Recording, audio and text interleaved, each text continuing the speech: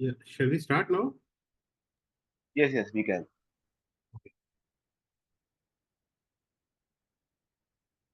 Good morning, everyone. Let's wait, Chira, for a couple of minutes. People are joining now. Okay, So every moment people are joining. yeah, no problem. We'll wait for 2 minutes. Maybe 2 minutes more, yeah.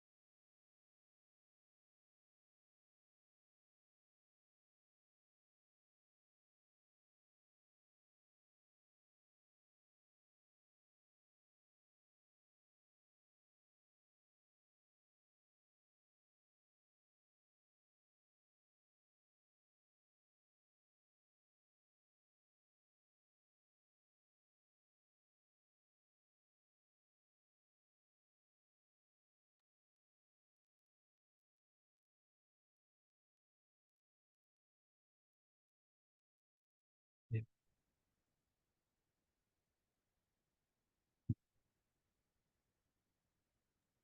Yes, we can start now. Yeah. Good morning, everyone. Welcome to our second KCF book session, book club session. We had a very good first session with CA Rajesh Chheda, and now it's our pleasure to see so many of you joining us today. What promises us to be an enriching journey through the world of books. As we embark on this new initiative by KCF Together, I want to extend a warm welcome to both our returning members and those who are joining us for the first time. Today's book review is of Shoe Dog, a story of Nike, written by its co founder and chairman, Phil Knight.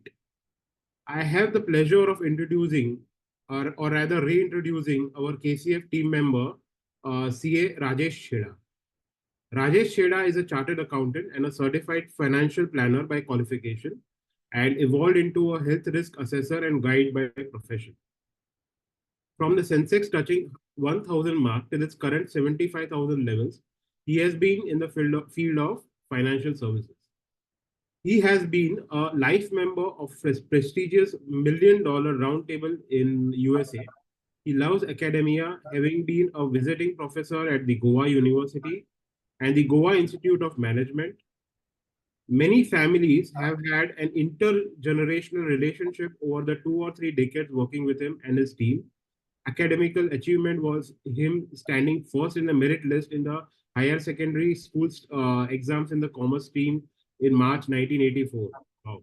Without further ado, I will now request C. Rajesh Chheda to present his summary and the thoughts on the book.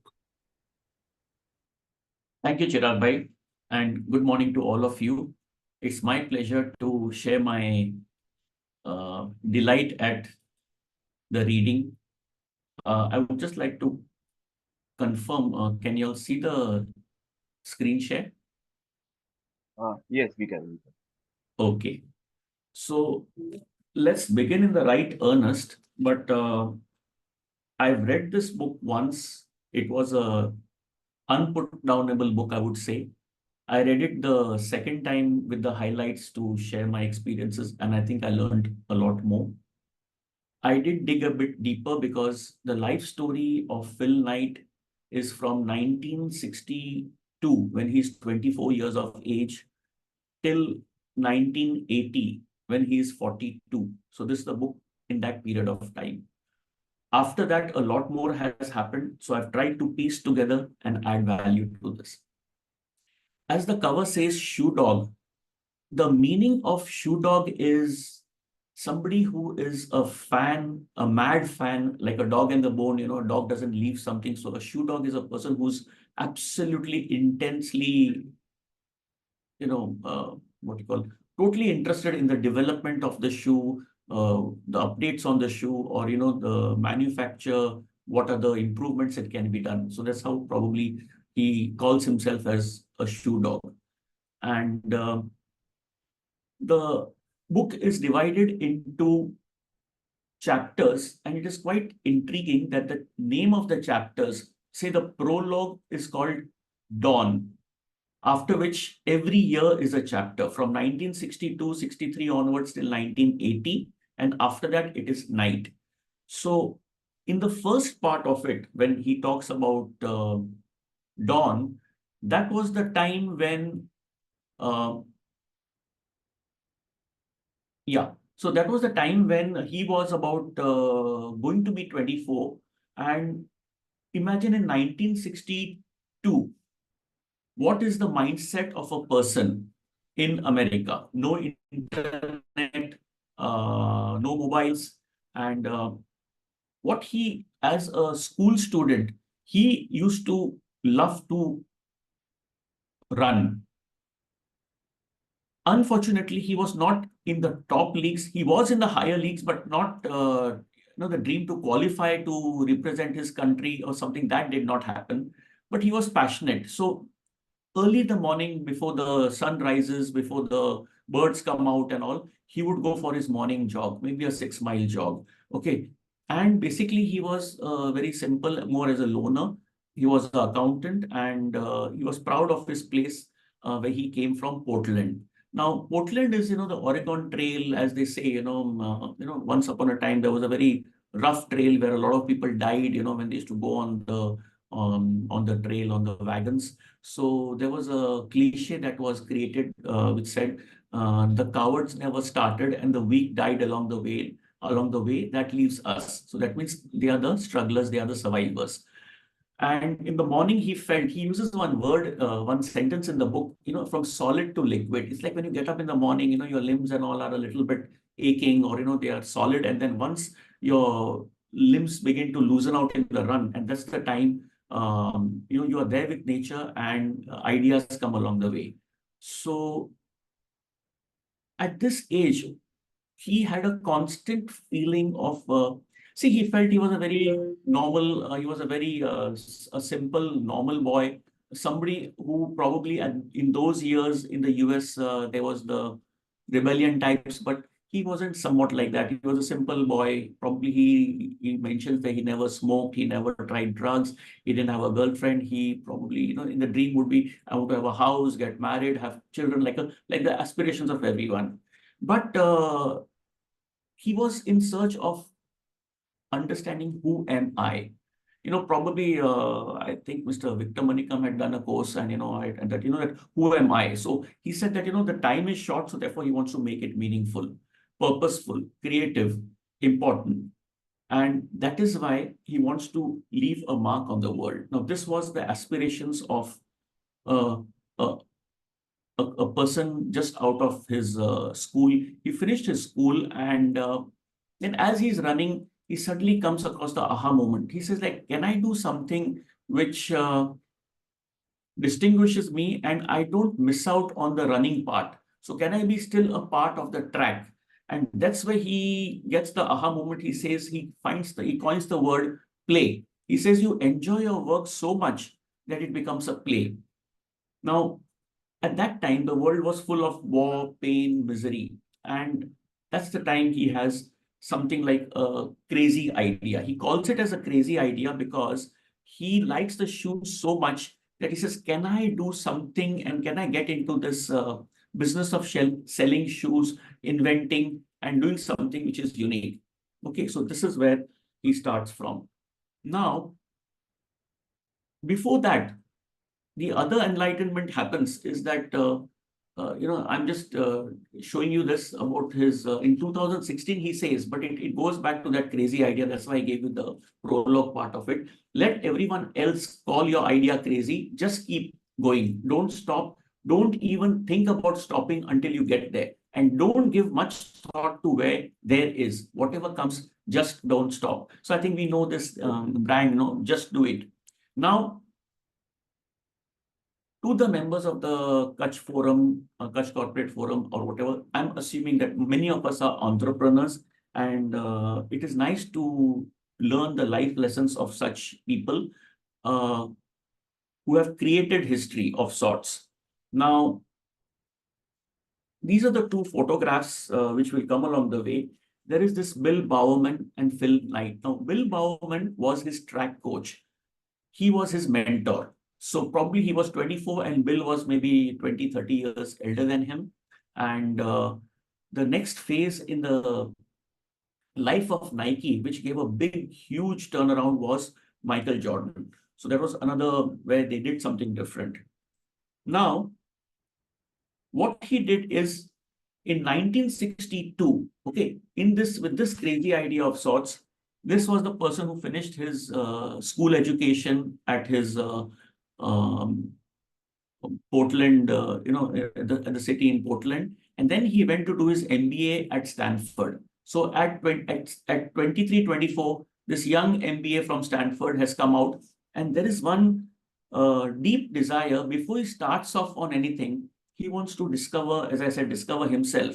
And this I would like to lay stress on is he embarks on a journey visiting about 13, 14, 15 countries, 15, 20 cities in a year's time, experiencing the life over there or experiencing or discovering himself. So he starts off by going to Honolulu, which is at Hawaii, and probably the connect with Honolulu and his passion was Japan at that time. He wanted to visit Japan because Japan used to produce, after the war, and the costs were very cheap and they used to produce the shoes. So one of the shoes was branded Tiger by the Onitsuka company, and he wished to probably go over there and try to have some sort of a tie-up or a distribution for the shoes in the USA. So he goes to Honolulu, and there probably for some time he is trying to sell encyclopedias, earn some part time. So they earn and they travel. And after that, he goes to Japan at Kobe. Now, that was an experience of his lifetime where he talks, he climbed the Mount Fujiyama under this. Probably at that experience, even he fell in love. He met somebody over there and from the US who had also come. And mm, after that, he gets an appointment with the company. He goes and meets the company people. And when he's giving a presentation, he says, and they show him the pair of shoes they have, and he says that I would like a few samples and I would like to market them in America. So they ask him, what is the name of your company? Now, at that point of time, he doesn't even have a company. He doesn't even think of a name, but probably he just utters says, yes, I have a company called Blue Ribbon. And, it's like when he has that in mind that when he goes back, let him start that company and get going with the things. After Japan, he goes to Hong Kong. Then from there, he goes to Philippines. He goes to Thailand. He goes to Vietnam. He goes to India. Now in India, he visits Varanasi. Probably he comes across some sayings of the Upanishads, he quotes them. He goes to Bombay, he goes to Delhi, and after that, he goes to Nepal, where Kathmandu, where he wants to look at the Himalayas. Then he goes to Cairo. He goes to see the Great Pyramids. Now, remember one thing, this 23, 24-year-old boy backpacking, he's absorbing all these things. If you can relate it to Steve Jobs, where he had come to India and he had, before the greatness of Apple, I see some sort of a connectivity here. After that, he goes to Jerusalem, the River Jordan. He goes to Turkey, where again he quotes the philosopher Rumi. And I've got those quotes a little later. And then he goes to Italy, where he goes to Rome, he goes to Milan, he goes to Venice. He sinks in all that. He goes to Paris, then he goes to Munich, then he goes to Vienna, he goes to London, and finally he goes via Greece, where he goes to see the ancient Greece temples of Parthenon, the temple of Athena. Rather, he goes to Athena, the goddess, the temple of Nike, and the goddess of victory. And this is where he comes back home later on his 24th birthday. And this is his probably that experience where he has traveled. Now he's all set at age 24 after backpacking to start off something on his own.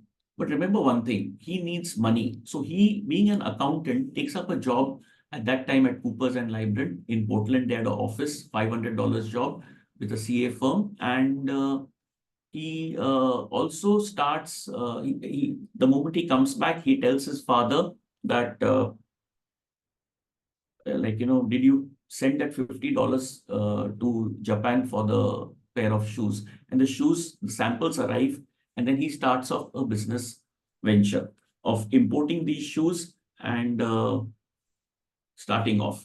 Now, coming back to his track coach, who was a master motivator, a natural leader, a mentor. Now, this Bill Bauman, the uniqueness of him, he went on eventually coaching the US track team for the Olympics. He was a very tough master, and probably at that time he was so crazy about shoes. And the tracks also were slowly going to develop into the polyurethane ones. So you probably needed to adapt to the shoes. He would visit all the lockers of the track boys and probably rip open their shoes, check out how they were made, make some little tinkering, and so on and so forth. And he was his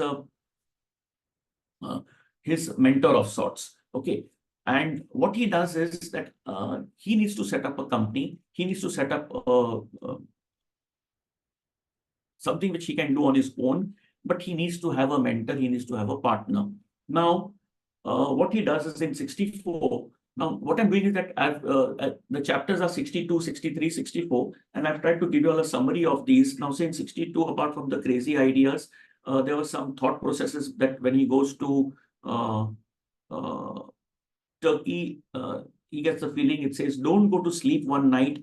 What you most want will come to you then. Somewhere else, he comes across a quote which says, love truth, but pardon error. And that is his program. Now, in 63, in 62, that's his travel. 63, he gets himself a car. So that's his passion. And the Valiant, he calls it, and he reminisces the best moments of his life in 62. 64, now with the coach, who was the most famous track coach in the USA, he never considered himself a track coach. He says he was a professor of competitive responses. Now, these are some tidbits where I've gathered, which I would like to share with you all. It might not be in a sync as such, but still. Here, he has the courage and he wants to ask him to to partner with him. So what happens now? In the meanwhile, in 65, 66, now please remember, he is still working. For 6 years, he's working at a 9 to 6 job. He attends to his company, Blue Ribbon, before 9 o'clock, a couple of hours, and after 6 o'clock, a couple of hours, and the weekends. But in those 3 years, constantly his sales are doubling. He starts with $8,000 sales, then $16,000, then in 66, the sales are $44,000. Okay. And And now here, one lesson in probably where he mentions in 66, he says, business is war without bullets. Because there's a constant demand for money. He keeps on doubling his sales. But the bankers in those years, remember, the bankers were not investment bankers. So the bank, and in those days, the banks had limited coverage. So particularly in the state of Oregon, only those banks which were there was no other bank from another state that could do business in the state of Oregon. So he says that business is war without bullets. Fail quickly, get up and learn the lesson and move on. Fail fast. And then again, he gets that inspired with the quotation, don't tell people how to do things. Tell them what to do and let them surprise you with their results. Now, in 66, he approaches his mentor Bauman. They have a sort of a lunch or a meeting at a cafeteria. They order some hamburgers, and I've given a quote here. Okay, I put out my hand, but then I pulled it back. What kind of partnership did you have in mind? I asked. I was daring to negotiate with God. I couldn't believe my nerve. Nor could Bowman. He looked bemused. 50-50, he said. Well, you'll have to put up half the money. Of course, he said. I figure the first order will be for $1,000. Your half will be 500. I'm good for that. When the waitress dropped off the check for the 2 hamburgers, we split that to 50-50. And there's a copy of the agreement. Now, this is a very interesting story. Remember again here, this is a 24-year-old boy. He is going to meet his mentor to talk about the partnership. They talk in the restaurant and he says, okay, now, to set up the agreement, you come over to my place. And he was staying on a mountain. He has built this whole house by himself, a towering personality. He goes there and then he says, okay, let me take you to my friend who's a lawyer, and he was a top-notch lawyer. Little bit, he also owned a big property next to his. So they go down. Now, when they go down to sign up the agreement and they're sitting, so probably the wife of the lawyer comes in with some coffee or, with something, and she gives a meaningful, a look to, as if this young boy is like a sacrificial lamb. These are the 2 big stalwarts, Bowman and the lawyer, who will probably skin him alive for the good deal. But remember one thing, the very interesting part is that they said 50-50. And the lawyer asks him that, although he said 50-50, Bowman told the lawyer, make it 49-51. That is, let him have the controlling stake, 51, because that's his idea. I don't want much of operational control. And immediately the deal, a simple deal like this was signed. It's just from this book again, it's an essence for us to understand how exactly the understanding is. So where there's a little bit of a let go, and then how the relationship blossoms. So this was the partnership agreement.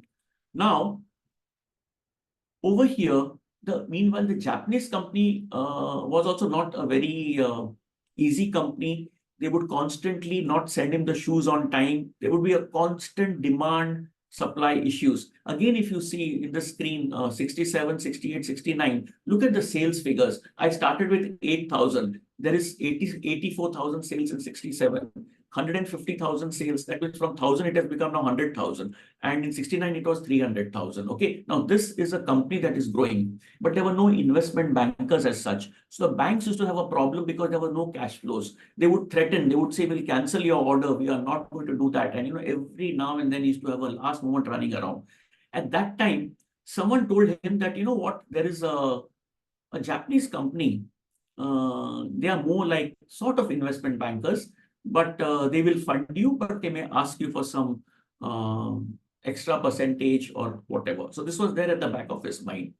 Now, in the meanwhile, in 67, they take a decision to also have they were having on the western coast, so they decided to take on the east coast, in Boston.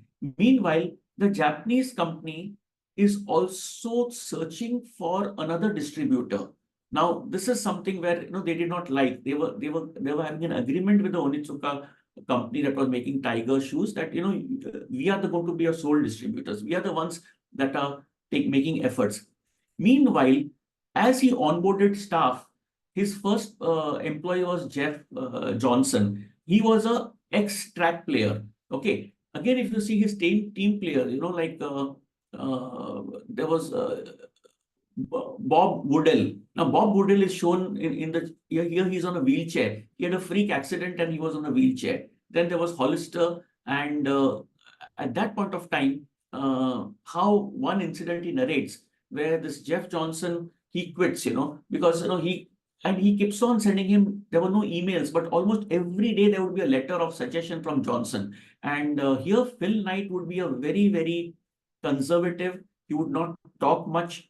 He would not even reply to the letters of suggestion. It's okay, he would take it on that basis. So once it so happens that Johnson decided to quit. Now, this is an interesting part. So he asks him, who told you to quit? He says, no, I met my father and he told me, I don't think so, it's a good job. So, okay, I'll come and meet your father. He goes and meets his father, understands what his father has his concerns, but he knows that Johnson is a very, very passionate person. He's passionate about shoes. He's very interested in the job. So then he looks at Johnson and he gives him a counter offer. He says, at the most, I can give you just a $50 increment. You take it or leave it. And that time, Johnson, without looking at his father, shakes his hand and says, okay, fine, done. So, I mean, it's just an incident how he says, how sometimes where you need to be tough, you need to be very clear about the things, what you can give, what you cannot give, and he does it. Now, there's something called the birth of the Cortez. Cortez is a brand, and those days, that's where that there was all these new tracks were coming up. So, it is called, they call it as a waffle. There was a machine that made waffles. So Bauman thinks that why don't we put some on the outer sole, we have certain rubberized kind of like a waffle kind of a thing. So he takes the waffle maker, initially he spoils it by putting some rubber and it gets stuck over there and burnt. He has to put something. But anyway, and then he puts a little bit of a stainless steel strip in the shoe. So that is that Cortez that is a big hit. It's one of the biggest hits. That's why the sales also go on. And the Japanese company likes because Bauman keeps on giving them suggestions. Please change the shoes to this style. Make it that way. Make it. And the creativity of Nike was doing very well. Now, the 68, I mentioned about the balancing part of his life. Meanwhile, again, as I told you, he was in Japan. He met a girl from USA, only was also touring.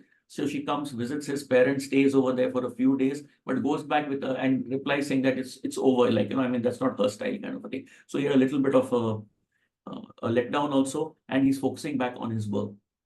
And in 69, what he says, what makes a great team is ex-runners and eccentrics. And one thing is there, constantly the office was becoming bigger and we was outgrowing the offices. So please remember here, growth is life.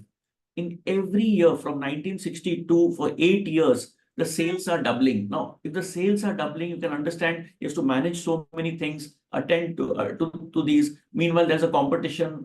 The supplier is also keeping him on the toes. They might give, they might not give, they might appoint somebody else. And every now and then he was facing something like a death sentence. Now, death sentence, what I mean is that the company can close down anytime. If the loan doesn't come through, then what? Like that. Now, there is his employee Woodell who's on the wheelchair. And he's badly in need of money. So, one very interesting story he says.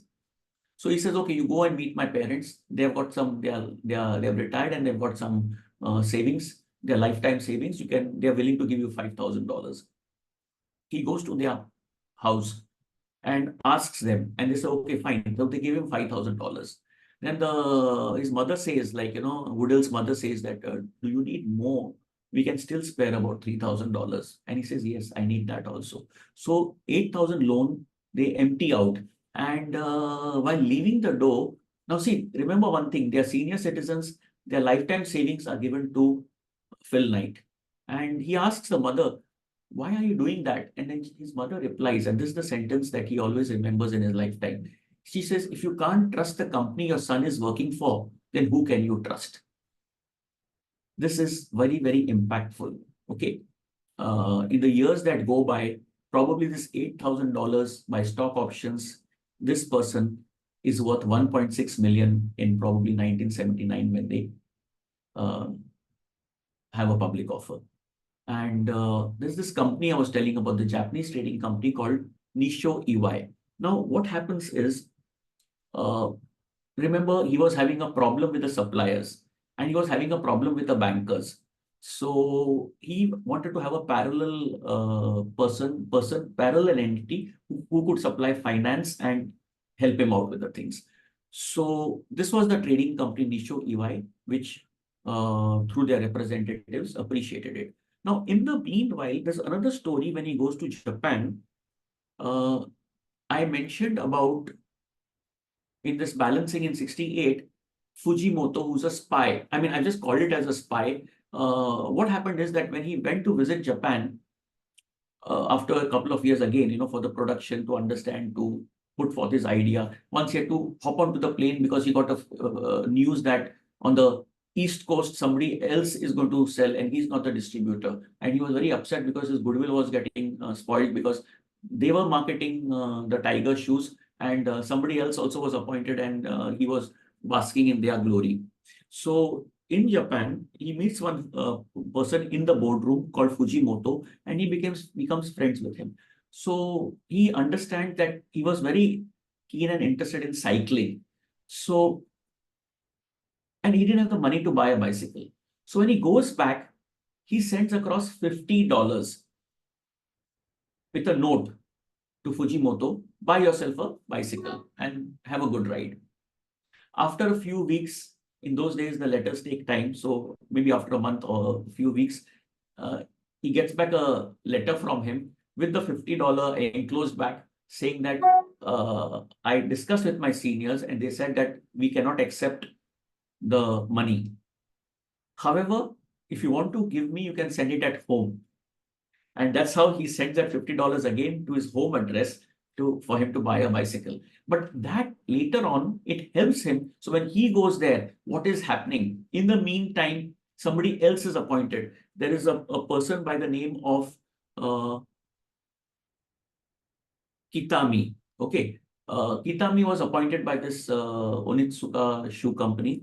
And again, Kitami was a little bit, you can say, as a double crop. After all, business is dirty, business is war. So he would, probably think something else. So what happens is birth of the idea of Nike. Now, again, from 62 till 70, there was no Nike. There was just importing the Tiger shoes and selling them. Maybe asking Japan to the Japanese company to make changes in those certain shoes for the runners over here from his partner Bauman. And okay, a couple of lines. He always ran when he was stressed. Okay, he double ran the 6-mile run. And now in the year 71, when the sales are 1.3 million, Kitami has come to the US. Now he has come to the US in the pretext of visiting his company, Phil Knight's company. But at the same time, he's also come with an agenda. His agenda is to appoint other distributors in the US. Now, what happens is here, there was an incident. So when Kitami came to his office and he was talking, he even told him that otherwise, if you cannot have the money and all, we will buy you out. So that was a little bit of a shocker for him. And when Kitami was shown some other department, he quietly opened his folder. Now it's like a personal, somebody has come to your office, you open his folder and take out one paper which has the list of and phone numbers and appointments of all the other distributors in the other parts of the USA he's going to visit. He takes that. Kitami is again going to visit him the next day. And next day when he comes in, again with some pretext, he plants that folder, that paper back. Now, this is maybe it's a question of moral, whether it was the right thing or the wrong thing. How he justified is that when we were the dealers, behind our backs, why is he appointing somebody else when the agreement is going to be only us that will be exclusive distributors? So if he's doing this way in business and love, everything is fair in love and war. So or everything is fair in love and war. Yeah. So this is one part which I appreciate. He has been very honest, frank, and forthright, and that's where it has paid him dividends. Either in getting the good people, or there was a massive court case by the Japanese company against him for launching Nike. Okay, so now what has happened is the birth of the idea Nike, because they had given exclusive distributorship of Tiger shoes. So how can you have Nike shoes also kept there? Okay, I mean, but this what happens in 71. But this happened because he thought, I need a plan B. Every time we are under pressure. So what happens here? There is Chuck Robinson, okay, that is his again mentor's friend. So he goes and meets him. Now sometimes one sentence can change the life. It's an idea is worth $1 million, that kind of a thing. So Chuck Robinson says, see, so he says, should I deal with this company Nisho UI? So he says, see, about the Japanese, no, if the Japanese trading companies understand the rules from the first day, they will be the best partners you will ever have. So he makes a rule. He tells the Nisho UI people, no equity in my company ever. Then the Nisho UI people say, okay, fine, no equity, no equity. But then you give us some extra percentage on your sales, which he agrees. Now, here, okay, so this is a breakthrough of Cortez, cushioning and nylon breakthrough, but outer sole hadn't changed in 50 years. For new track Oregon Rubber Company, sheet of stainless steel and waffle-like surface. Okay, so this I mentioned.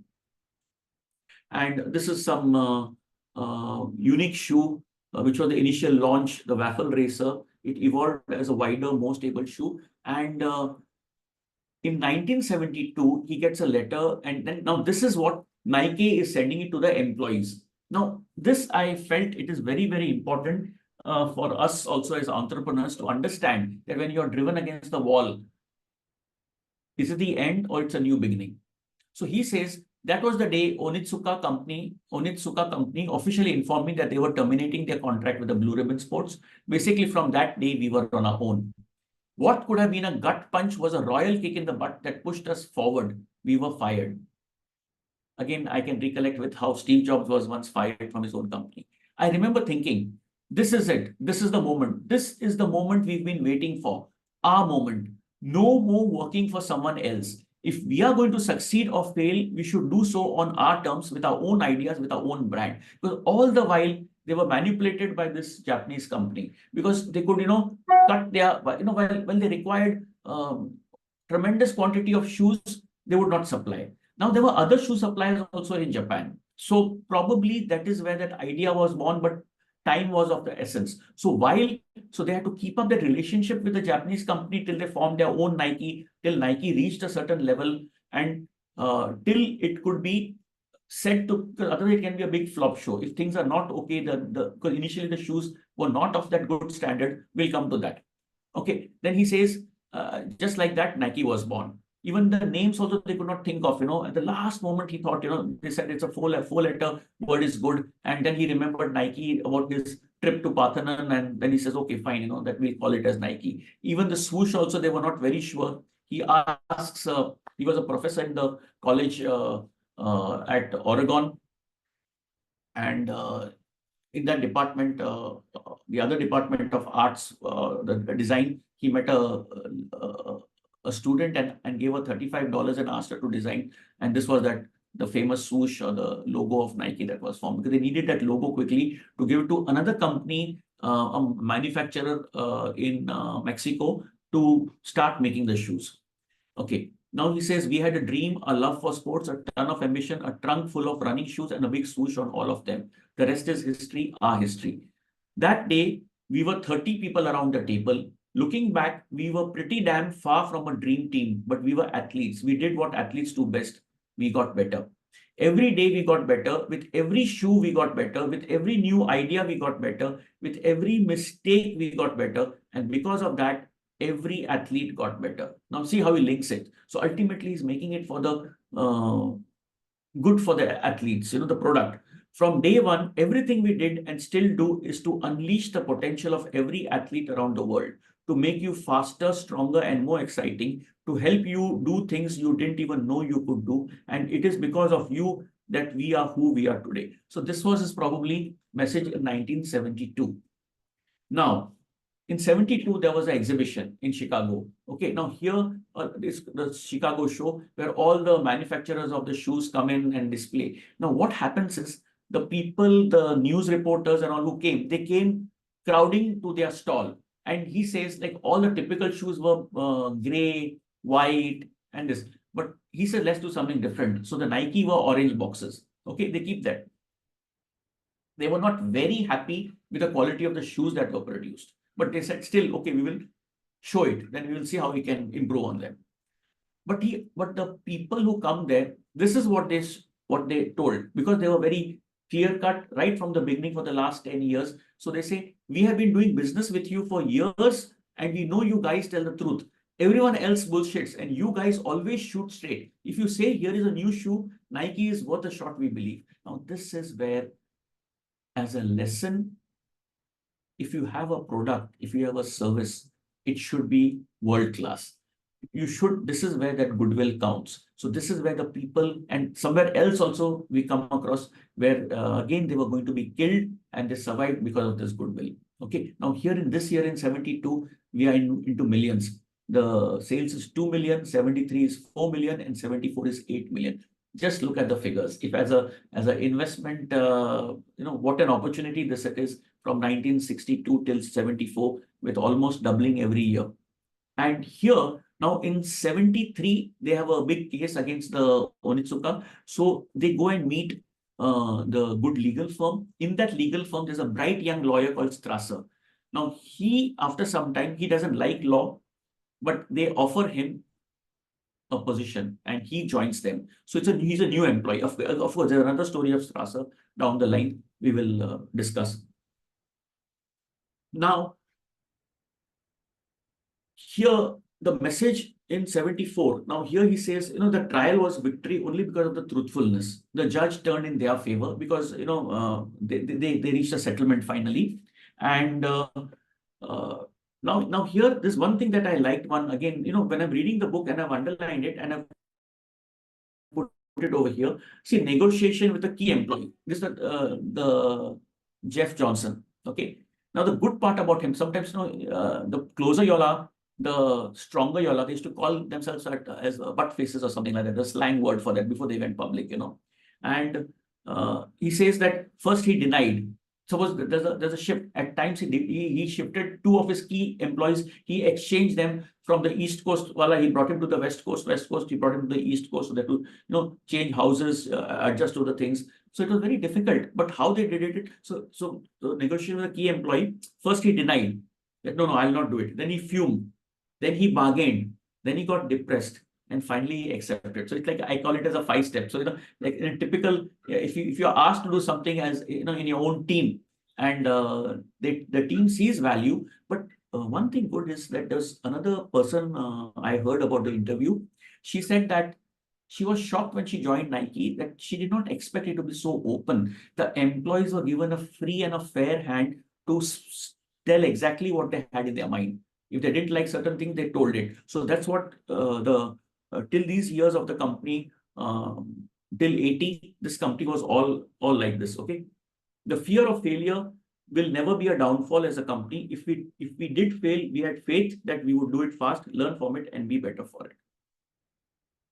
Now, about the employees, this is a quote which they have mentioned, and I would again read it. We'd each given ourselves to some quest, some attempt at validation or meaning, and fallen short. Now, who are his key employees? Hayes couldn't become a partner because he was too fat. Johnson couldn't cope in the so-called normal world of 9 to 5. Strasser was an insurance lawyer who hated insurance and lawyers. Woodell lost all his youthful dreams in one fluke accident. I identified with a born loser in each butt face. They used to call themselves butt face. See, in those days, after office, these key people would meet together, discuss maybe over drinks, over, letting their hair loose kind of a thing. But ultimately, each one was sharp in the interest of the company. That's where they would talk about. And they always felt the solution to money was going public.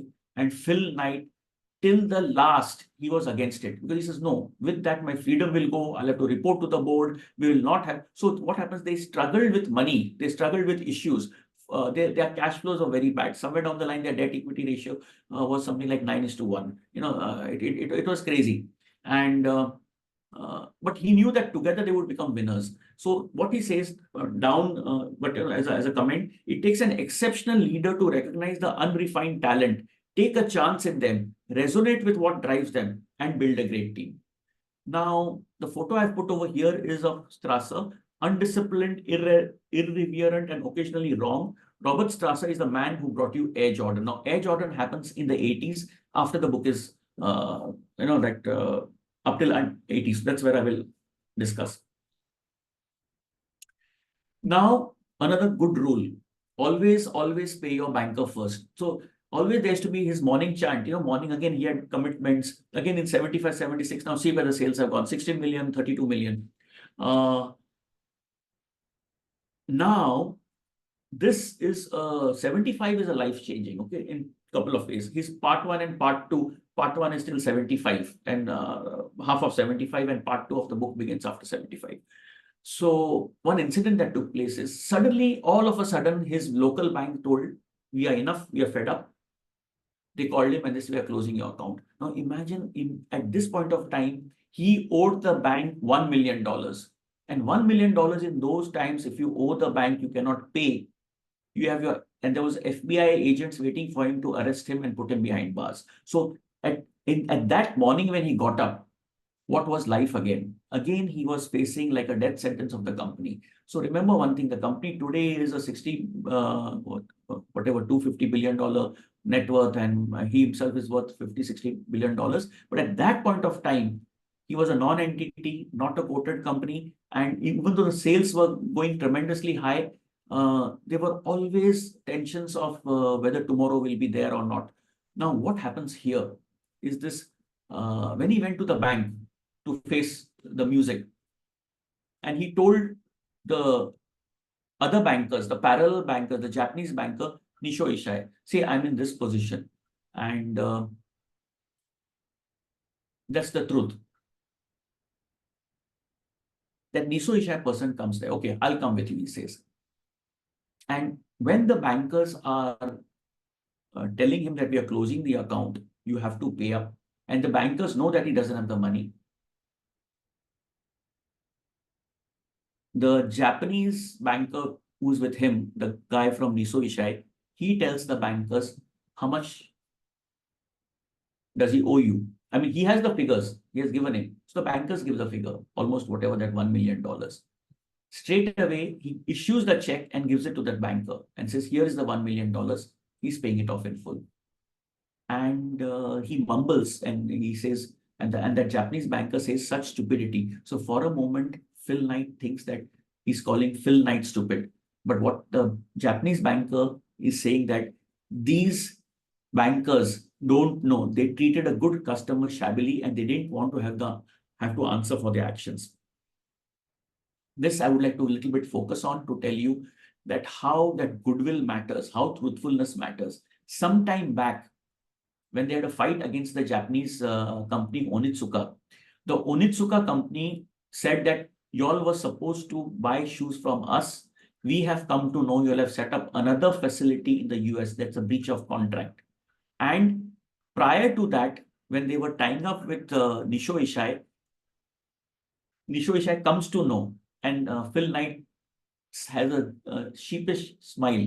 They didn't tell them that they had already started a second manufacturing company away from Japan as their backup, because tomorrow the Japanese company says no, where they will stand. So they needed a backup.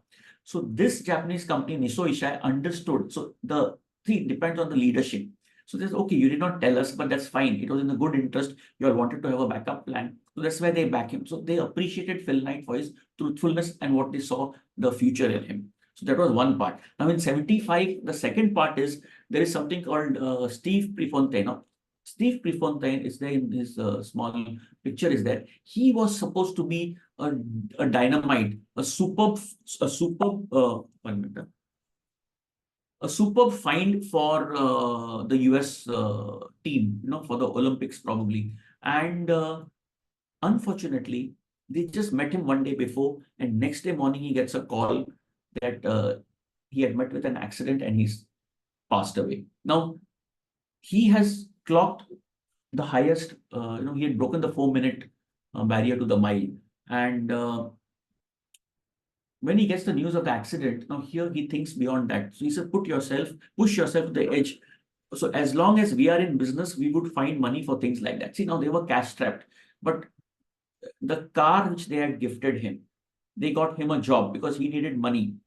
And he drove that car, probably hit a bump, car flew up in the air, he flew out of the car and the car landed on his chest, and that, that's how it was an accident and he passed away. So they wanted to build a monument, and even though they didn't have the money, they said for such things, as long as we are in business, Nike will find money for things like that. So this was the beginning of the second part of 75. Now, here, another message which is there is, let's keep going anyway. I didn't want to lose because losing was death. Nike culture, money was only the means to get there. It wasn't the aim or the end game. So what he says, again, here, the culture of Nike, it was not money as such. Essence may have been money. Okay, now let's take to the last 3 years, 77, 78, 79. Now again, the sales, 64 million, 140 million, and the tagline that came, Nike Air, there's no finish lines. Okay, now here, the essence of the book, okay, problems are never going to stop. But for the moment, we had more momentum than problems. A valuable marketing lessons we can learn from this is that even back in then 77, they didn't start speaking about the product. Okay, now this is what about Nike. They didn't advertise a running shoe and they said, this is the latest shoe, buy it now. They started with a concept that inspires runners. In the end, they communicated about their mentality as a company. The sale was in the end. Now, again, there were now another major thing was happening in the meanwhile. Okay, now what happens now when it says hard work pays off? Maybe the cure for any burnout is just to work harder. Now here one problem went out, another thing came up. Now what happened is there is competition. So probably they had one old rule, a law in America with the US customs, that if you're importing the shoes and there is a price of a shoe in your country which is at a certain level, and you're importing it at a much lower level, then the difference you have to pay as customs. So what some of the competitors did is they introduced a particular shoe which they did not sell much, but they priced it very effectively low, so that if that is a benchmark, they get a letter from the US Customs. Nike gets a letter from the US Customs that you owe us $20 million. Now, $20 million is a sure shot when their sales are 140 million, but there are no cash flows. The US Customs was demanding $20 million.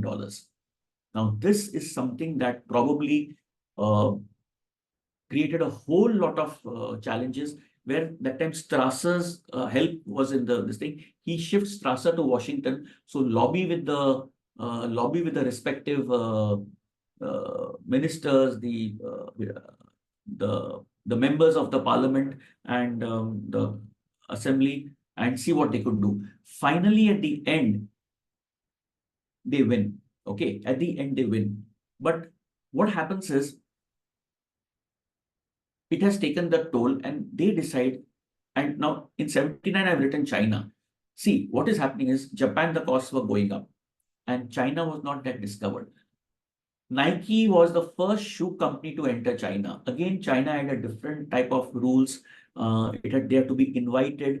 So he knew one person, one employee who was connected with China. Earlier was in Hong Kong, and then they set it up and they get that entry in China, where it was one of their big manufacturing bases.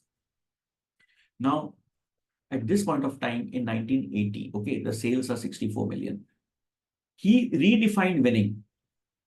You remember I told you, see, first in the dawn, he was running. And for him, the meaning of winning was not losing.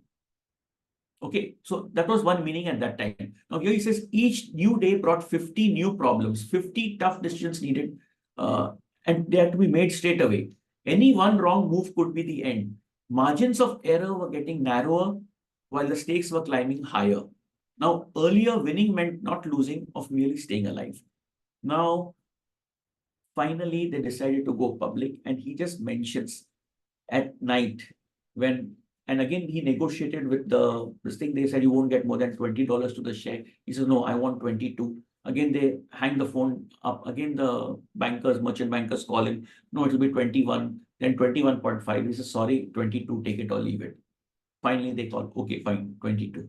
And that day, he says, that night, nothing changed. He was still the same person. Least for me, how humble he was. And yet, I was worth 178 million. Next day, I showered, ate breakfast, drove to work. I was at my desk before anyone else. Now, this is again a message I feel that, whether you are worth millions or billions or whatever, you are still your own self. And um somewhere as a sidetrack, just to again to share with you that two things happened in his life at this stage. One, he used to teach, and there probably he met Penelope, and she was a student, an account student, very quiet, very shy, and probably that's why he appreciated, he fell in love, and she stood first, and then he got the courage. He spoke to her, met her parents, and they got married. They had two children, and the challenge he always faced was the balancing between family time and work time. But his wife was rock solid, and the other thing is that he was asked by the others, how come do you always employ accountants or lawyers? So he was an accountant himself. So his bandwidth was limited, but he says a very interesting view. He says, in order to be an accountant or a lawyer, you have to pass through tough exams. It's very difficult. You should know a lot of things. So the benchmark is that the very fact you're an accountant or a lawyer, of course, it's with due respect to the other professions. It's just that in that book, how it comes through. So that's why many of his people were from that particular field. Now, this is the new definition which he thought about winning. So here he says, when you make something, when you improve something, when you deliver something, when you add some service or product to the lives of strangers and make them happier or healthier or safer or better, and when you do it all crisply and efficiently, smartly, the way everything should be done but seldom is, you are participating more fully in the whole vast human drama. More than simply alive, you are helping others to live more fully. And if that's business, then all right, call me a businessman. So this is I found this very intriguing and very nice. So that's why I thought I'll highlight this. I'll send this, what you call presentation, so you can have an access. And then his last chapter is night. Now, in this particular chapter, when he talks of night, he recollects all the things, and here he says that, after 40 years of stepping down, the CEO, Nike, as the CEO. See, he steps down first as a CEO, and 10 years later, when he's 77, he steps down as the chairman. Okay. So that time Nike was 16 billion and Adidas was 10 billion. That was in 2012. Now, in that last chapter, he reminisces. He says he walked the razor's edge of entrepreneurship between safety and catastrophe. Now, this part, what I laid stress in the first chapter was dawn, and that chapter and where he travels across 15 countries. Now, see where the dots get connected. He says at Nike campus, I don't see buildings, I see temples where work is worship. Any building is a temple if you make it so.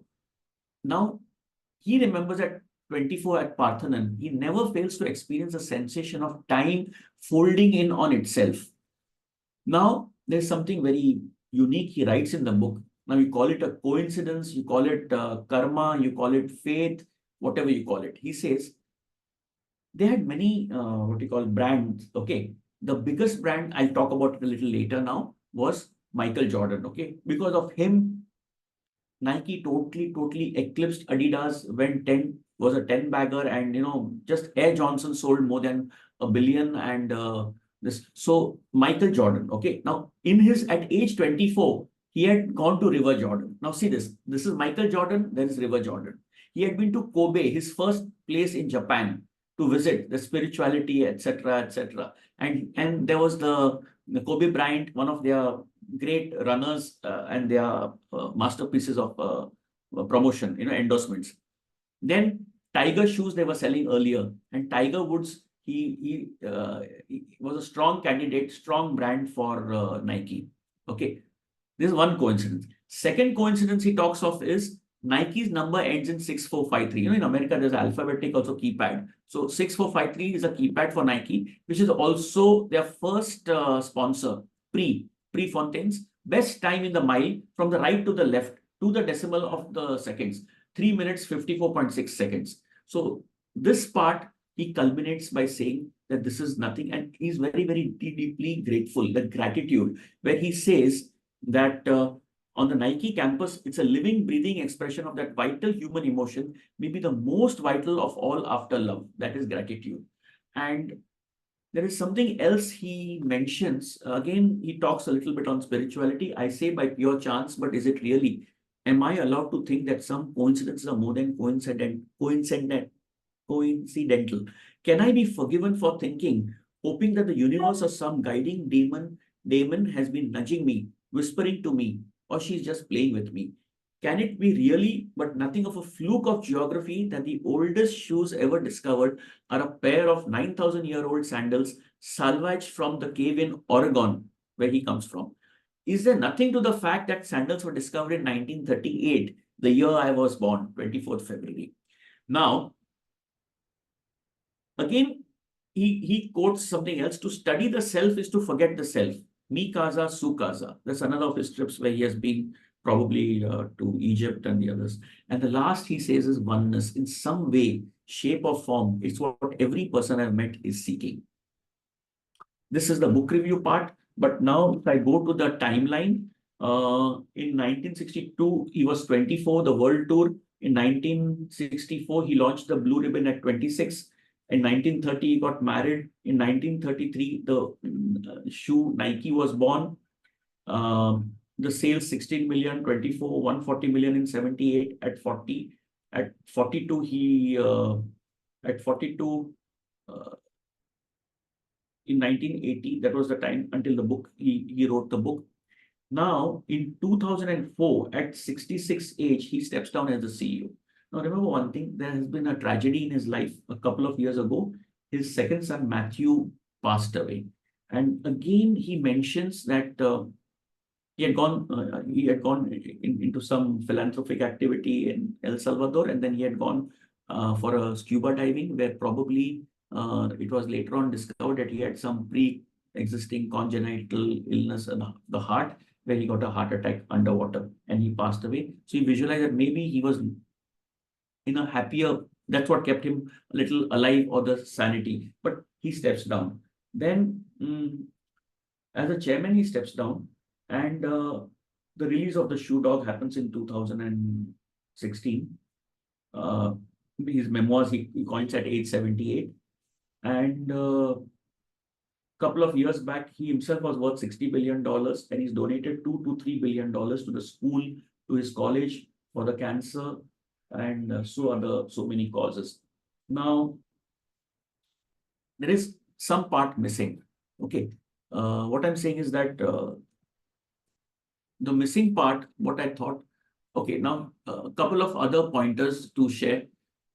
He says, which I appreciate his gesture. One of the worst things about the shoe factory used to be is the rubber room, where uppers and soles are bonded. The fumes are choking, cancer causing. So we invented a water-based bonding agent that gives off no fumes, thereby eliminating 97% of carcinogens in the air. Then they gave this invention to the competitors, handed it over to anyone who wanted it. They all did. Nearly all of them now use it. Now, this is a gesture of generosity. This is something, which is really worthwhile for us to bear in mind as a knowledge point. Then there is this girl effect. Now, see, what has happened is they had their fair share of issues. Somebody said that, wherever factories of Nike were there, they employed people. They did not give them good working conditions. But what he says is that, he's a little bit touched. He's a little bit offended. He says, whichever place we went, we have improved the conditions. But because of that little, they used to burn some effigies in outside his headquarters, what they did in some place in Philippines, or the workers, maybe he felt that some lobby found some worker were disgruntled, took his interview, and they magnified it. But anyway, in 10 years' time, all of the places where they source their materials in China, etc., wherever, it's world class. That's what he says. And girl effect means he has some provision, donations, and all for the girl child. That is one. Then he quotes about peace feeds on prosperity. Okay, so there's always there has to be prosperity for everyone. It was a catch-22 situation where some country opposed him paying higher salaries to the workers because it upset the entire economy. Okay, that's what he talks of. Now he says, there's one quote, somebody asked him, so he goes to Vietnam, okay, and then his desire is to meet the general over there, who actually won the war against the Americans. He gets an opportunity to meet the general, the Vietnam factory officers and all, they agree. And that time when he has a meeting with him, is a very short person, general, he asked him the question, how did he do it? And one answer he got from him, one line was, with a twinkle in his eye, he says, I was a professor of the jungle. He applies it. So we all have to be a professor of the jungle. We have to be, whichever field we are in, whichever jungle we are in, we have to be real thorough in that, how it works, how it does. Then he says, giving up is not equal to stopping. This is another tagline, It doesn't mean, so sometimes you have to give up, but it doesn't mean you're stopping. Give up if you're on the wrong road, give that up, do something else, switch. Luck plays a big role. He does say, he admits luck plays a big role. Now this is what I like, this line. He says, have faith in yourself, but have faith in faith. Not faith as others define it, but faith as you define it. Faith as faith defines yourself in your heart. So basically, be your own, follow your own moral compass and do that. Now, this is the photograph I got from the Google, from the information. This was in 2015 when the sales were 30 billion. So he announced that he will step down. And now this is something maybe 30, 40, 50, 60 years back. He used to give every employee, it was a typewritten letter by him on the principles. The first one, our businesses change. Can you believe 30, 40 years, today we talk of change. He's talking of change so many years back in 1962, 63, 64. Our businesses change. We are on offense all the time. Perfect results count, not a perfect process. Break the rules, fight the law. Now, I'll come to that in the next slide, how they have broken the rule and how they have done this thing. This is as much about battle as about business. Assume nothing. Make sure people keep their promises. Push yourselves, push others, stretch the possible. Live off the land. Your job isn't done until the job is done. Until the job is done. Dangers of bureaucracy, personal ambition, energy takers versus energy givers, knowing our weaknesses, don't get too many things on the platter. 9th, it won't be pretty. And 10th, if we do the right things, we'll make money damn near automatic. It will be process driven. And after this, now this is something which I said in the next slide, break the rules. Now, there's another story about Michael Jordan. I would urge every one of you, please buy the book, read the book, and watch this movie Air. It's on Prime Video. Okay, now it's a 2 hours movie, but it tells a story of how how Nike gets Michael Johnson and how they do something different. Now, basically, it's a controversial beginning when it released the first Air Jordan. Now, what happens when Michael Jordan, remember, he was a fan of Adidas. Okay, he was a fine. Now, they had Sunny, one person working where Strasser, it was their employee, founded what you call, he could get Michael Johnson to be the main person. Michael Johnson was not interested, but the person Sunny went all the way to Michael Johnson's house. It was breaking the rules. They bypassed his manager. Okay, and they bypassed the manager. It was something. It was very critical. He said, no, the manager was not listening. He said, no, he will not. That's why I went. He meets the mother. The psychology is Michael Johnson was a black person, and usually, I mean, the philosophy was they do listen to their mothers. Mother was the controlling this thing. So he talks to the mother and he tells her. The mother says, see, I can't guarantee you. We will come. So when they come, she whispers, say that he's least interested, but he will at least pay attention. And that was their make or break. That's why I said, see the movie, how they actually get the chief designer overnight to design a shoe tailored for Michael Johnson. Whereas Michael Johnson had gone to Converse, Michael Johnson had gone to Adidas. And this person, Sunny, tells Michael Johnson's mother, in Converse, they will ask you these questions, these things they will show off. In Adidas, you just ask one question, who's the controlling? Because at that time, see, Adidas was 50 years older than it was founded before the World War by two brothers, Adolf Dassler and Rudolf Dassler, two brothers. Okay, earlier it was not called Adidas. After some years, the brothers split. So Adi Dassler, Adolf was called Adi. So Adi Dassler became Adidas, and Rudolf started another company called Puma. So imagine Puma and Adidas in the same village. Two shoe manufacturers. In that arena. And they would be offering, or they would match the offer of $250,000 at that time to Michael Johnson. And Michael Johnson, when Sonny sees that video of him, how relaxed he is, how he takes the ball, he predicts that Michael Johnson is going to be the find of the millennium in basketball, is going to be the best. Now, believing in the best, how they picture it, they tell him that this shoe is going to be designed for you, and it will be called Air Jordan. Now, this is a clincher. So even if Adidas has given the same price, but Michael Jordan's mother phones Sonny, and she tells, perhaps you missed out one small line. I mean, now I'm the person in control. We don't have our manager. And she tells him that, but every shoe that his name is there and he gets into, I want a cut. Now, this was a make or break. That's why I said breaking the rules. It was never done in the industry. It was never done in the industry. And they told also that, we will give him the color red. In those days, red shoe was banned. It had to have certain white and some combination. So this was not going to, and there would be a $5,000 fine. You know what Nike did? They said, we'll pay the fine for every match, but he will be wearing this shoe. That created a whole sensation, and the sales all ripped off, went overboard. And Michael Jordan was a legend, and Air Jordan became one of the best sellers. Okay. And this is the movie on Prime Video. It's called Air. There's Matt Damon and there's Ben Affleck and all. It's a wonderful movie. I saw this. And one more thing to keep yourself updated. Now, this was in the 1980s. What about 2020 to 22? Again, Adidas also came up. Then there's another, there's something called Business Wars. Okay. Now, Business Wars, there is this by Wonder Eats a podcast. Thanks to our member advocate Manish Kenya, he told me, you watch this also. That's also very interesting. So this also, there are a couple of 45 minutes or 30 minutes podcasts, about 4-5 podcasts. It's very interesting, and for the members of the KCF, the entrepreneurs in them, if you see this, it's going to be like, for me, it was a life-changing one. And I do not know as the time goes. I've been just running through. I'm very excited. I'll just a couple of slides more. Now, on the personal lines, these are the learnings. Okay. Don't go to sleep one night. What you most want will come back to you. This was in Turkey. He got it. I've mentioned about it, but the quote of the Rumi, Kobe, the blue ribbon, love truth but pardon error. That's in Rome. He got this message. In the Victoria Peak in Hong Kong, he gets a message. The man who moves mountains begins by carrying small stones. He goes on the Victoria Peak.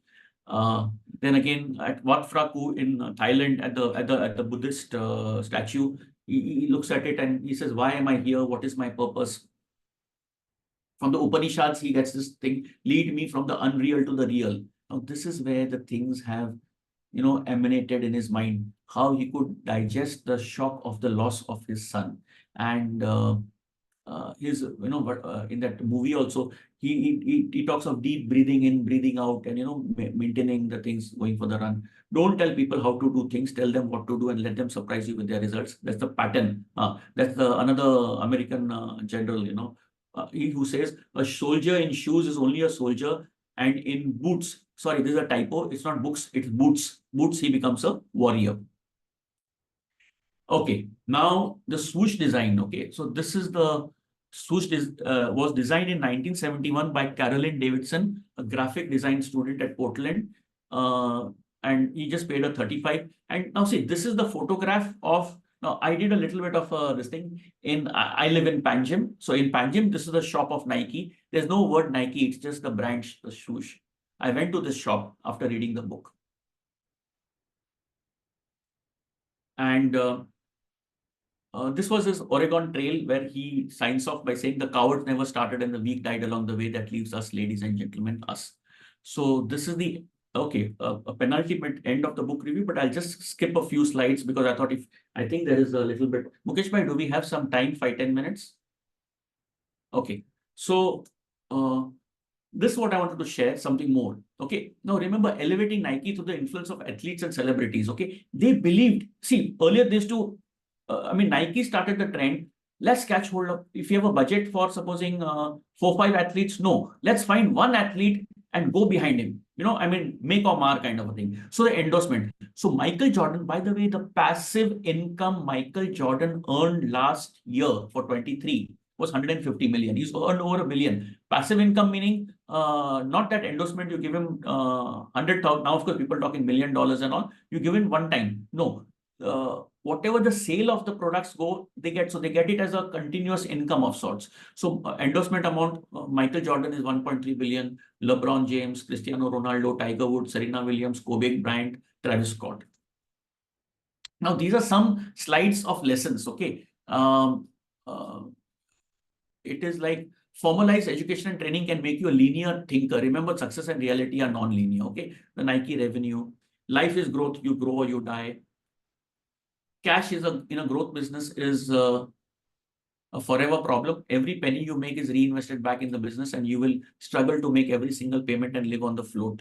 Nike was doubling their, talks of Nike doubling their sales year over year, but was still cash poor. They kept borrowing every nickel they could plow. Now look at this slide of cash and debt. The accountants in us group were watching it, look at the black debt, like, what a crazy ratio it was, 9:10. Any moment the company could have just sunk.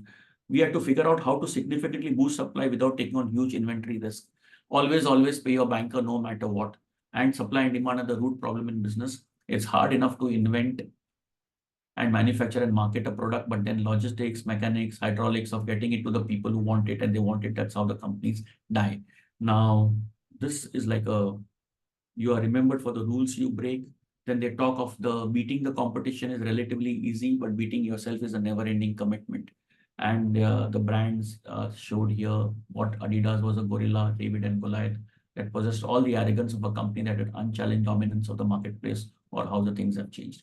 And incidentally, when Michael Jordan's parents and with this went to Adidas, the mother asked that question that this guy had from Nike had told her to ask, that who's in control or who takes decisions.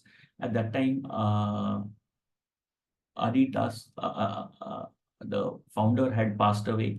So probably his wife, his widow was there, and some other members were there of the family. So she says, I'm in control. But the other person says, we all are in control. And then she mutters in German, something to him. So they get the message. So they're not very comfortable. That's how, actually, that movie is to be watched, how exactly they. And last line here, meeting, don't dare feel sorry for me. I'm here to kill you. That is, competition is competition. And remember that shop which I went, I showed you. Well, this is the shoe that I bought for myself. And I started walking, running. So over and out. Thank you, Mukesh Bhai, for giving me an opportunity to share. And over to you.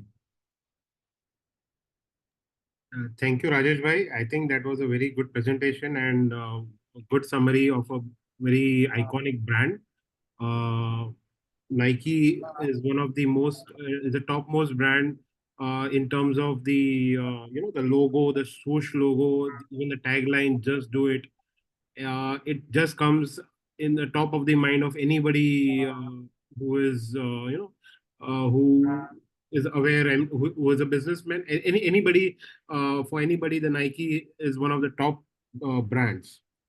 So all the people whoever have questions, please free to just ping on the questions here in the Q&A. We would be glad to answer them. So one question which I had in mind was that as you you went to that shop where there was just a logo and no name of no Nike name was present, and it's just a swoosh brand. So you can see the swoosh brand is the one of the most recognizable brand. But lately, what I observe is that in last 10 years, the focus on logo on many businesses has gone down, where we can't recall a very iconic brand, a logo which has come up in last 10 years. Do you agree with that, or do you have any reasons for why the businesses are not focusing on logo and in their brand development? That's a good question. See, just to share with you, now I love I love shoes. I like some brands like Skechers and some experiences which are there. But coincidentally, I never bought a Nike before. I mean, if I can just answer your question in a little in a different way, um, Nike as such. See, look at let's look at the top brands. Okay, you look at Apple. If you see the Apple Store also, it's just if in a BKC also, if you just see, it's just the logo. Yeah. Okay, they are very strong on that. Of lately means maybe because of competition, the amount of brands that are coming out, everyone wants to dramatize, look at it. Maybe it gets diluted, but in my experience over here, when I saw it's a own store, it is not franchised.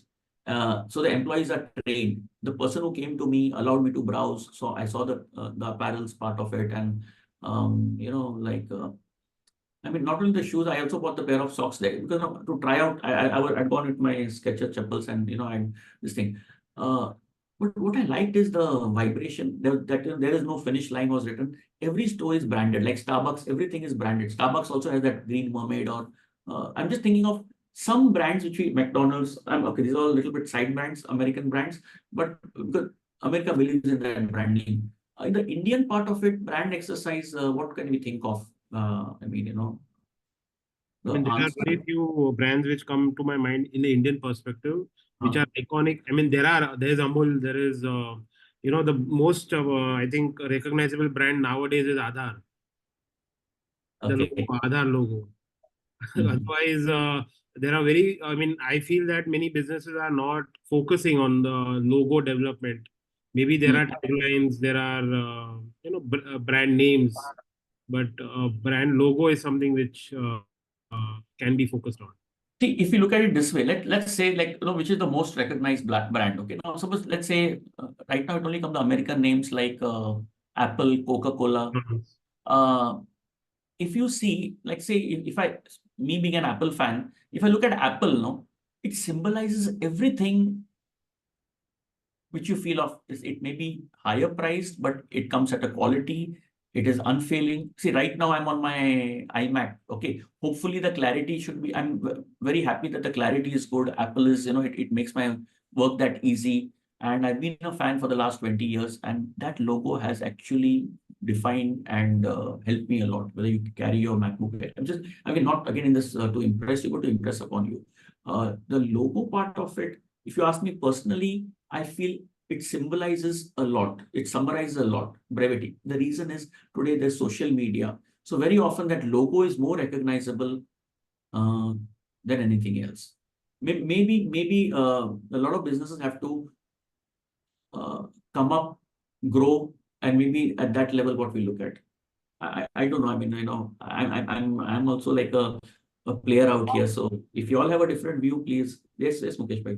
Yeah, A absolutely. different thought over here. There is a difference between spending and buying, Mhm.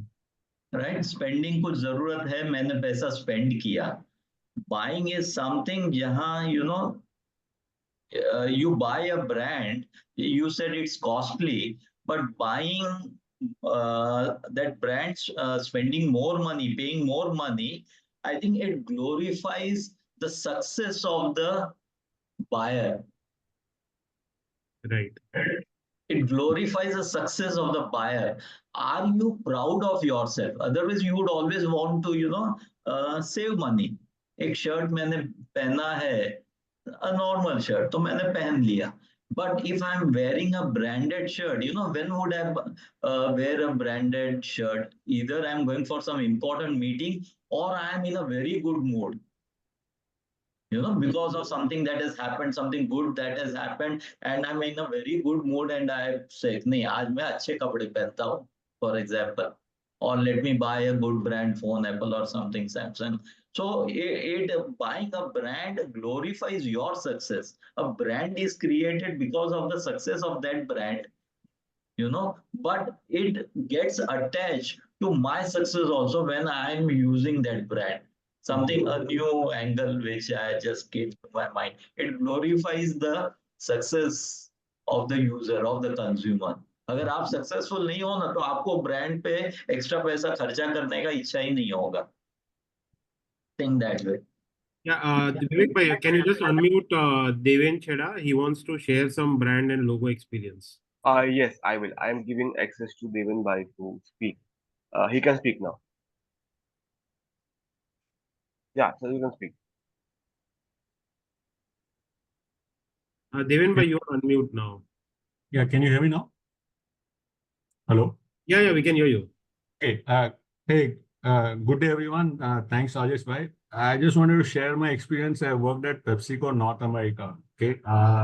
And the very first day when I'm joining, I was just sitting at the uh, entry lobby, and then they escorted us to the room where they did the induction program.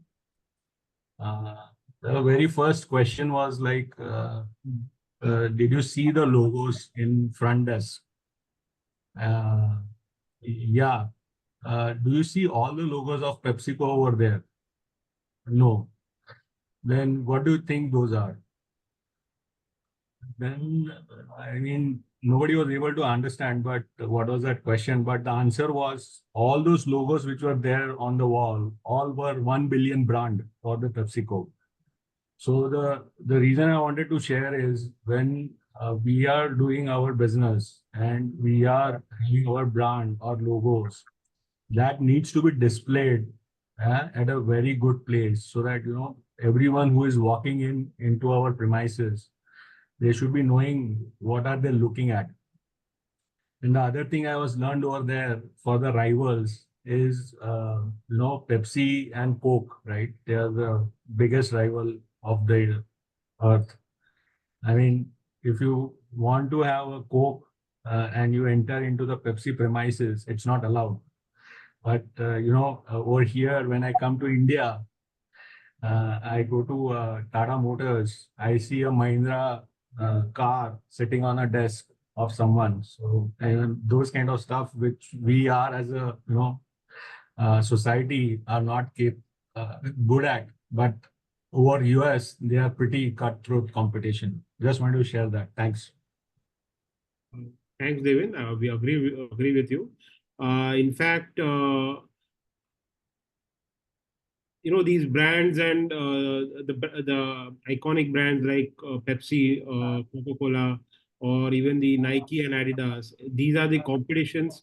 The rivalry in US is much more prominent uh, between the brands than what we see in India. In India, there is also we can see between Tata and Jio or Reliance. These are some iconic rivalries which needs to be studied separately. I have another question from Dhiresh Gosalia. He said, can this be related to Gita? Keep on doing your deeds without expectation and you would be rewarded as per your efforts. Rajesh bhai. Definitely. See, the reason why I spent a lot of time in the opening, I mean, this is another way of looking at it. Like, I feel maybe, if we were 24 or our children at that age, because a client of mine had told me I couldn't do it for my son. He said, like, when he finishes college, just ask him to backpack and go to Europe and travel, kind of a thing. So when Phil Knight went to all these places, if you see, they're very, very unique, whether it is the Turkey, the Varanasi, we went to Nepal. They were all kind of the Athens. They were all spiritually kind of inclined. Give him that aura of spirituality, aura of acceptance. In fact, in the book also, I think I have it here. If I can just take away quote it.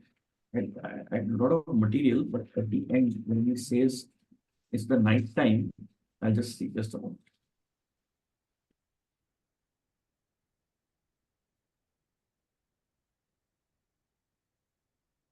He calls it the Tao, the Karma, the Gyan.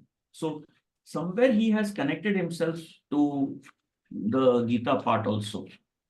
Because he had been to Varanasi and that's why he had quoted something from the Upanishads. It is, but here again, when he founded the company, he founded it with a kind of a gut feeling that he wanted to be a part of the track. He could not achieve that high levels of running, but he was a part of it. And then when he faced certain competition, he got good and bad. He also got challenges from the Japanese company Onitsuka, and at the same time from the Nisho Ishkai, the other Japanese company, got support. So probably I would believe in what you say. Each company, corporate, like when you say corporate wars, maybe in some philosophy, the by art of war. Maybe some corporates in India, the top corporates might believe in that you kill the competition. So there is also a story of how Bill Bowerman reinvented the modern running shoe. So it is there in the book Shoe Dog. Yes. Yeah. So one morning while watching his wife making waffles, he imagined the waffle texture on a running shoe might Yes. with the traction on artificial turf and revolutionize the footwear as a result. It's a very nice. And in fact, if you read that book, I would strongly suggest, I mean, you read the Shoe Dog. It's very inspiring. See, I mean, I myself, I read it once. I read it a little bit second time, highlighting it. I made my own small notes of some 7, 8 pages. Where I'm talking to you all and how I will see, then converted it up. But while doing this process, I got into it. So what I wanted to tell you all is that, don't read 5, 6, 7, 8, 10, 20 books. Read quality. Like I would say in a year, read 2, 3 good books, and that will make a lot of difference. So I mean, I would classify this as, because see, on the cover of the book, what I liked is there are two people, Bill Gates and Warren Buffett. Warren Buffett says the best book I read last year, Phil is a gifted storyteller. And Bill Gates says, and Bill Gates usually recommends good books. He likes to read and a refreshingly honest reminder of what the path to business success really looks like. It's an amazing tale. But throughout the path to his success or to his story, everywhere he's always fighting for money, challenges one after the other. So the storyline is, still he has overcome. Meanwhile, what is very, very appreciative of this book is you look at the sales figures, they are constantly doubling, and this side there are constant problems.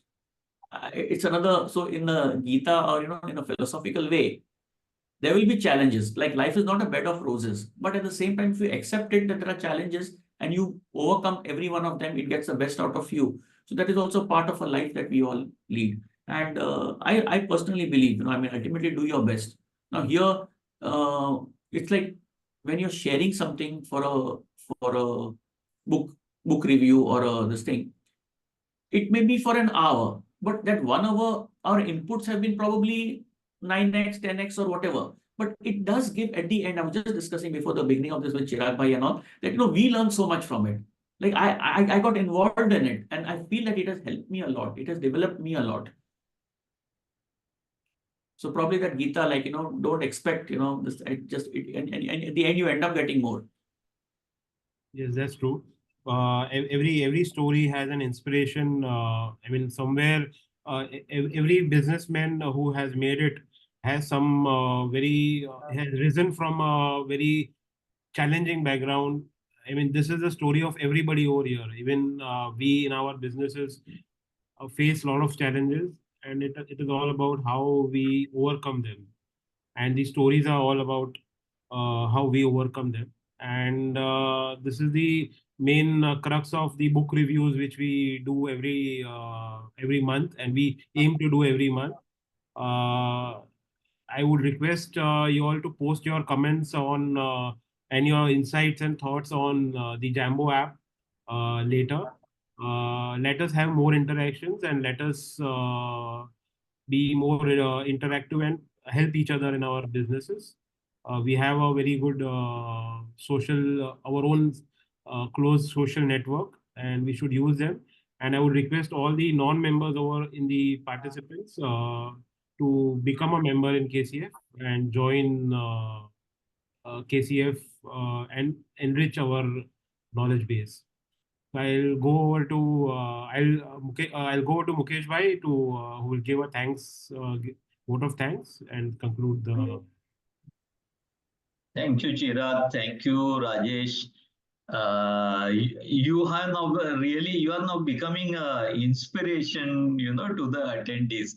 listening to the way you narrated, as if some storyteller director को बोल रहा है कि ये story ऐसे है, and then the director starts visualizing, हाँ इसमें movie कैसे बन सकती है, and people, and then director narrating it to his hero and heroine, his characters, and they start visualizing के हमको इस कैरेक्टर में कैसे घुसना है.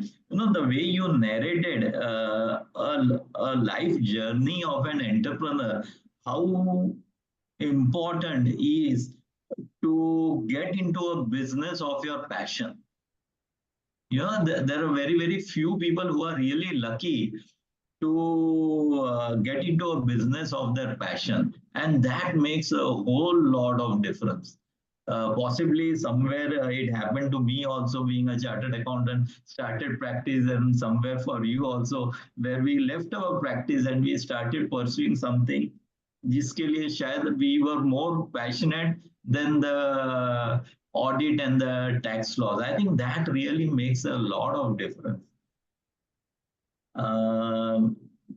Another, I think the quick takeaway was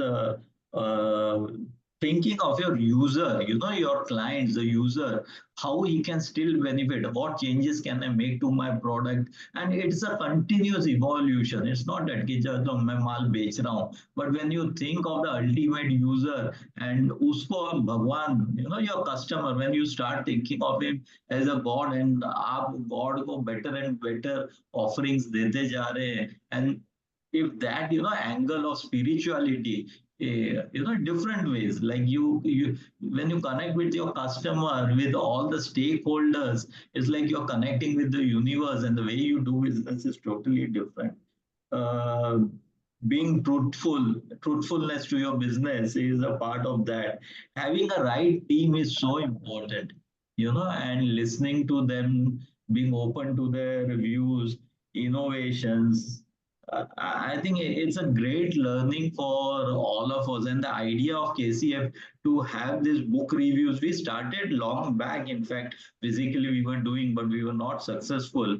Very few people were attending. But now we said, let us go ahead on Zoom, and irrespective of the number of people attending, doesn't matter. But the quality that we get during book reviews, and the limited number of whosoever are interested in book reviews, I think it's a great time that we are spending all together. And I can promise you that it will be our endeavor to do it on a monthly basis. Apart from Rajesh, who has promised to do it every month, there are now other people who are also raising hands and would like to do a book review. So please come forward if anyone of you are interested in doing so. We will offer you a chance to do it. Only condition being that you need to be a member of KCF. Then only you can get that chance. And of course, I would love to have all of you, all the non-members as KCF. Rajesh, you wanted to say something? Yeah, I just wanted to add, with reference to the Gita, this now I just opened the book. I found, see, at one point of time, Phil Knight did not like the betrayal. One of his key members, Strasler, left him. That's one thing. They had a big argument, and he says that we both had big egos, so we were the unforgiving types. He left him, but he became a consultant to the competitor Adidas. Unfortunately, he passed away, and Phil regretted because he didn't go for the funeral. Now, later part of it, he says, but I'm quite relieved to see that we accepted his daughter to work with us, and now she's in a different department handling it. Just think about it from that Gita angle, like, do your work. Yeah. I don't know how the connect is that, but maybe that is one part I'm just sharing from the book. Yeah. It's a totally different. You do only business and you add spirituality, concept to it, and the way you do business is totally different. And while you were discussing, Rajesh, it gave me some ideas for our future programs. Also, one was the thinking linearly and non-linearly. B school thinking that studies everything probably teaches you to think linearly. And in fact, KCF had done a program on mind mapping many years back, which actually taught you on non-linear thinking. Maybe we can do a program on that again. Another was with, I think we can do a program of understanding your cash flows and profits. I think it's very, very essential. People who might not be from the finance background and people who are focusing only on profits but on not on cash flows, and later on, getting into financial issues. I think probably doing a program on understanding of cash flows and profits we could do. The topic of knowing the logos, we are also thinking internally on doing a business quiz where we will test your knowledge of your understanding of various CEOs and logos and whatnot about the business. So that is also in our mind. I'm opening our future ideas to all of you. So just to motivate our members and also for non-members to become members, because a lot of value is there in becoming a member of KCF. I'll just ask Vivek to put on a slide of our membership thing. So the membership fees are really peanuts. It's an annual membership of just 6,000 rupees for an individual membership, and for corporate membership where you get membership for two people. So, but the value, the program, number of programs, just imagine 12 programs in terms of book review that you are going to get every year. And there are going to be at least 8, 10 seminars. There are going to be so many workshops. We get send weekly snippets. We do a 10x summit every year. Where are you going to get all this value just for a membership fee of 6,000? I'd also now like to tell you about the two future programs that we are going to have. One is on, Vivek, can you put on those slide? Next program of 7th of June.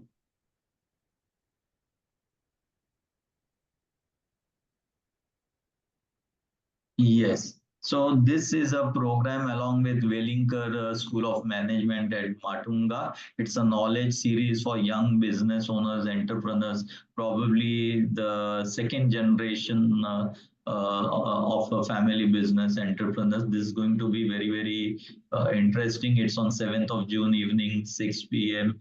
at Velinkar Auditorium, an excellent campus.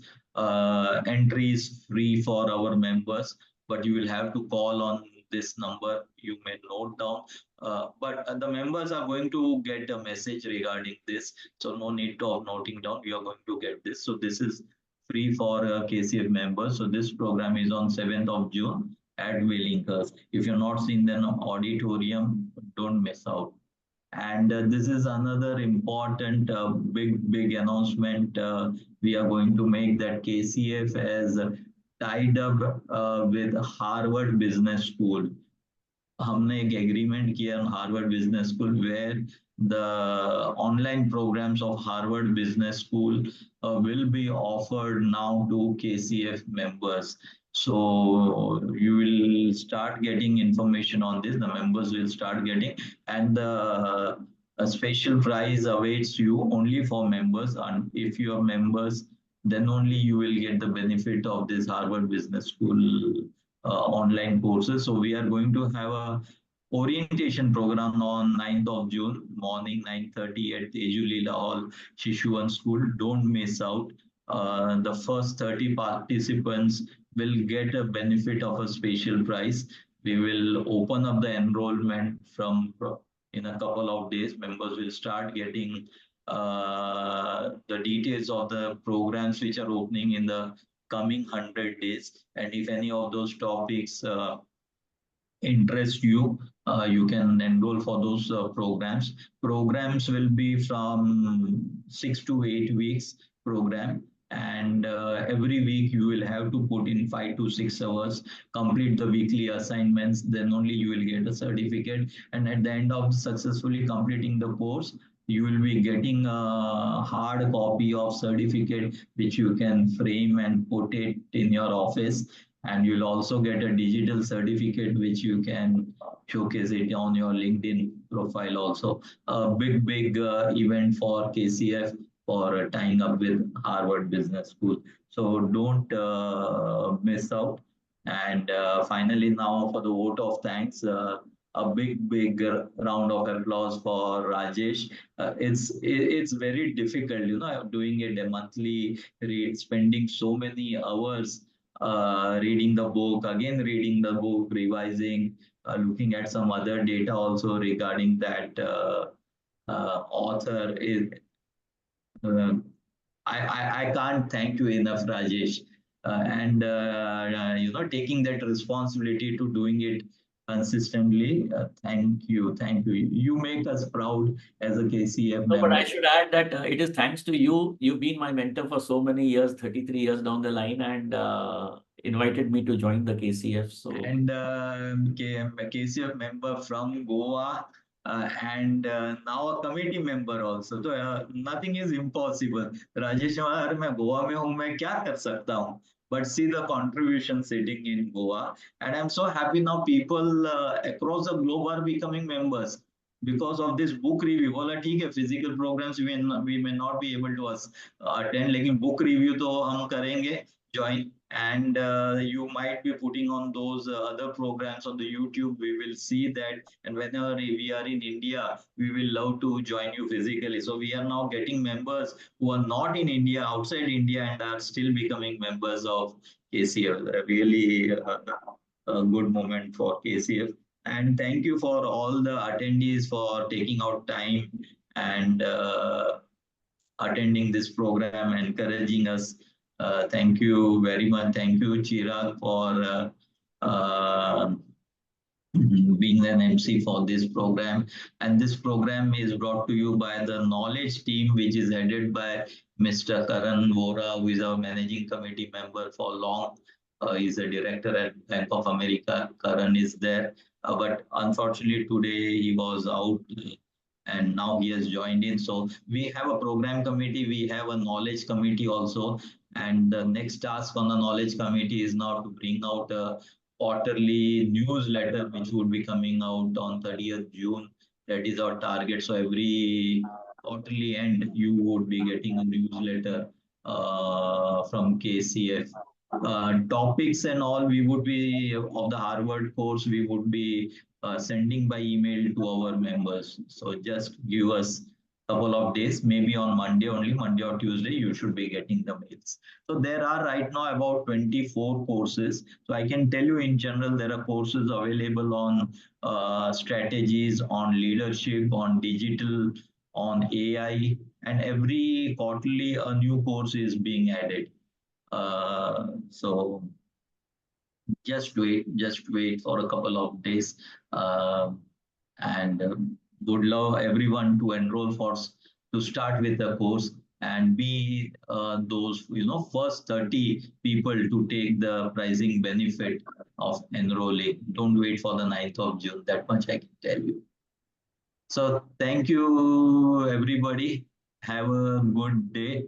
And let's hope and wait for the 4th of June. And let's hope we have a good government which takes India to the next elevated position.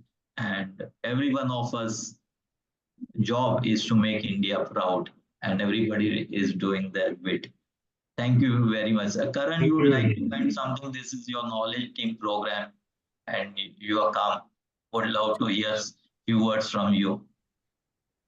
No, Mughal, I think you and Rajesh have covered the topic. Obviously, we're looking for more participation. I mean, that encourages us.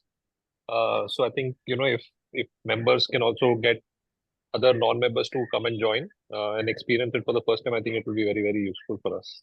Yeah, so what good thing that we have done is the last program was only for members, but we felt that KCF being a knowledge platform, let's open this program at least for all the non-members also. So anybody and everybody, all the members would be getting the links of the book review regularly, and you are free to send it to your friends and relatives whom you feel could be interested in book reviews. Please use it, please send it, and let us all gain from this book reviews. That's all. Thank you so much. Thank you very much, everybody. Everyone. Have a good day. Bye. bye.